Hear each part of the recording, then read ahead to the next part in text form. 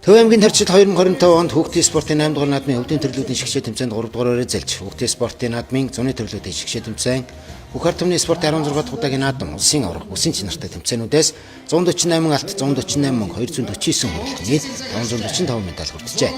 Дэлхийн аврах, твийн аврах олон улсын тэмцээнээс 13 алт, 18 мөнгө, 10 хүрэл нийт 41 медаль авсан амжилт гаргасан бол шинээр 320 тамирчин олон улсын хэмжээний мастер, спортын дэд мастер цолоолон зэргийн болзол хангажээ. Төв аймгийн 2025 оны шилдэг спортын арга зүйчээр Батсанбүр сумын арга зүйч Доржин Батэрдэн, Жаргалант сумын арга зүйч Доржсүрэнгийн Эрдэнэ чулуунаар шалгарлаа.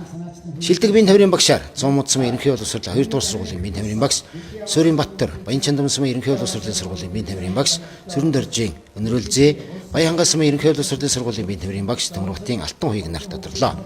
Шилдэг тамирчнаар Төв аймгийн Дэшүүрийн өсвөрийн шгшээгийн тамирчин Батбаярын Батцагаан, Модон барилдааны өсвөрийн тамирчин Намдын сүрэнгийн Чингүн, Чөлөөтөхийн өсвөрийн шгшээгийн тамирчин Баттулгын Адзаяа, Дугуйн өсвөрийн шгшээгийн тамирчин Мегмар Доржин, Баясгалан нарын тамирчид шалгарч оны шилдэг тамирчны шагнал гардан авлаа.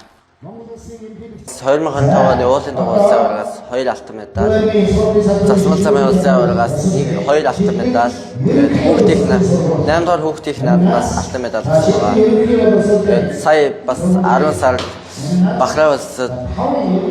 Азийн хүүхдийн наадманд амжилттай оролцоод ирсэн. Төв аймгийн 2025 оны спортын шилдэг зүтгэлтнээр Төв аймгийн пара спортын хорооны тэргүүн Төмөрбатар, волейболын үндэсний дээд лигийн Төв Миг багийн эзэн Тэлмэн шилдэг дасгалжуулагчаар Төв аймгийн биеийн тамирын спортын газрын пауэрлифтингийн дасгалжуулагч Батсөв шилдэг холбоогоор энх хоёр тэргүүнтэй Төв ургац дугаан холбоо шалгарлаа.